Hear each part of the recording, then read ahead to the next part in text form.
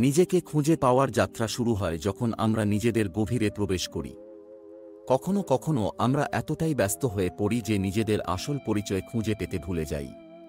আমি মনে করি এই যাত্রার প্রথম পদক্ষেপ হল আত্মনিবেদন। আমাদের নিজেদের প্রতি সৎ হতে হবে। আমরা কেমন অনুভব করছি, আমাদের কি চাহিদা, আমাদের কি স্বপ্ন, এসব প্রশ্নের উত্তর খুঁজতে হবে। একটি সময় ছিল যখন আমি নিজেকে হারিয়ে ফেলেছিলাম। চারপাশের মানুষের প্রত্যাশা, সমাজের চাপ, এসবের মধ্যে আমি আমার আসল আমিকে তা খুঁজে পাচ্ছিলাম না। তখন আমি বুঝতে পারলাম, নিজের প্রতি সৎ না হলে আমি কখনোই সত্যিকারে সুখী হতে পারব না। তাই আমি সিদ্ধান্ত নিলাম, আমি আমার অনুভূতিগুলোকে গুরুত্ব দেব। প্রথমে আমি একটি ডায়েরি শুরু করলাম। প্রতিদিনের অনুভূতি, চিন্তা এবং স্বপ্নগুলো লিখে রাখলাম। এই প্রক্রিয়ায় আমি বুঝতে পারলাম আমার ভেতরে কতগুলো অজানা দিক রয়েছে। আমি জানলাম আমি কি চাই এবং কেন চাই।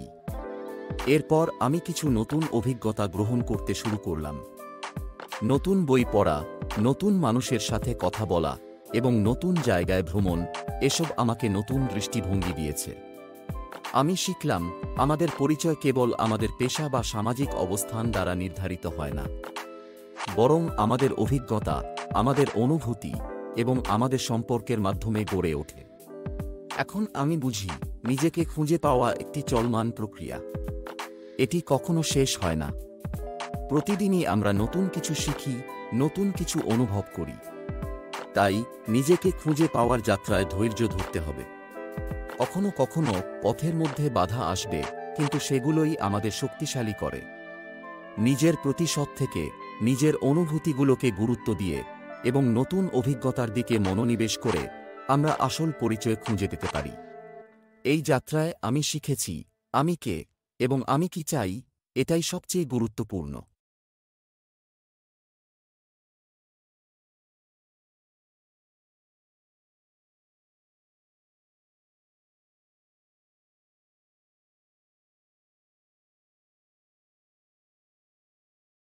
নিজেকে খুঁজে পাওয়ার যাত্রা শুরু হয় যখন আমরা তুলনার বন্ধন থেকে মুক্তি পাই।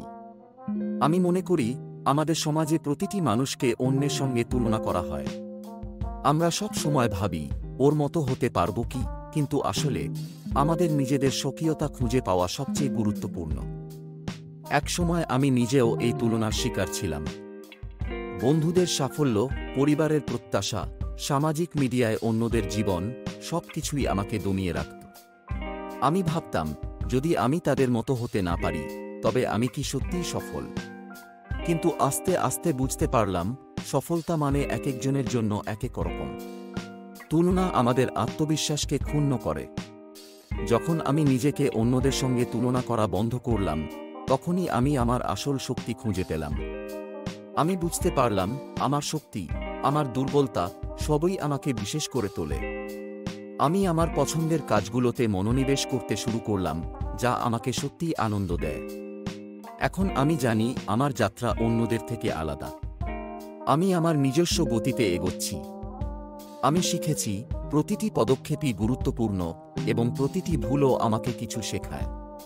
আমি এখন নিজের সঙ্গে প্রতিযোগিতা করি, অন্যদের সঙ্গে নয়।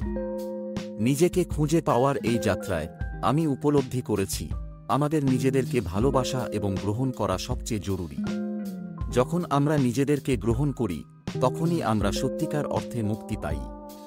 তুলনার বন্ধন থেকে মুক্তি পাওয়া মানে নিজের পরিচয় খুঁজে পাওয়া। এখন আমি প্রতিদিন নতুন কিছু শিখি, নতুন অভিজ্ঞতা অর্জন করি। আমি জানি আমি একা নই। আমাদের সকলের মধ্যে এই যাত্রা রয়েছে। তাই আসুন আমরা নিজেদেরকে খুঁজে পাওয়ার পথে এগিয়ে যাই, তুলনা বাদ দিয়ে, নিজেদের স্বকীয়তা উদযাপন করে।